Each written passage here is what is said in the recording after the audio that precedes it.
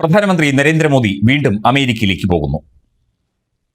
President Donald ട്രംപിന്റെ പ്രത്യേക നിർദ്ദേശപ്രകാരം മാർക്കോ റൂബിയോ എന്ന വിദേശകാര്യ സെക്രട്ടറിയുടെ ക്ഷണം സ്വീകരിച്ചുകൊണ്ടാണ് പ്രധാനമന്ത്രി നരേന്ദ്രമോദി വൈറ്റ് ഹൗസിലേക്ക് പോകുന്നത്.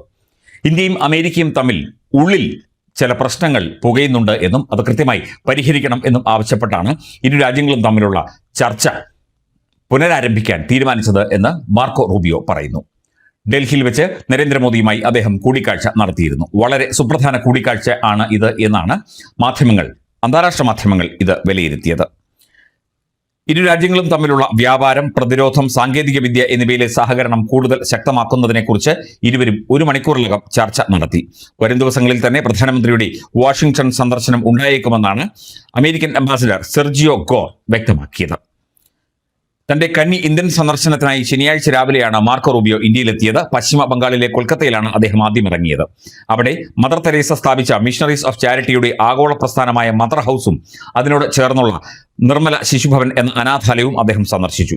4 ദിവസത്തെ ഔദ്യോഗിക സന്ദർശനത്തിനായി എത്തിയിരിക്കുന്ന റൂബിയോ നാളെ ഇന്ത്യൻ വിദേശകാര്യമന്ത്രി ഡോക്ടർ എസ് ജയശങ്കറുമായി ഹൈദരാബാദ് ഹൗസിൽ വെച്ച് വിപുലമായ ഉഭയകക്ഷി ചർച്ചകൾ നടത്തും.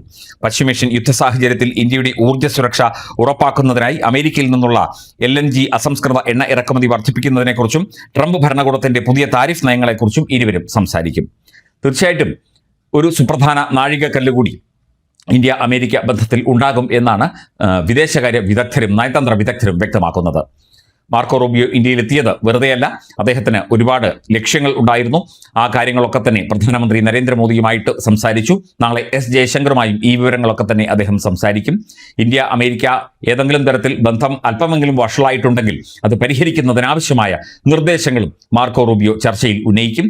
പ്രസിഡന്റ് ട്രംപുമായുള്ള മോദിയുടെ കൂടിക്കാഴ്ചയ്ക്ക് ശേഷം അമേരിക്ക ഇന്ത്യ ബന്ധം കൂടുതൽ ശക്തമാകും എന്ന പ്രതീക്ഷയും മാർക്കോ റൂബിയോ പ്രകടിപ്പിച്ചു.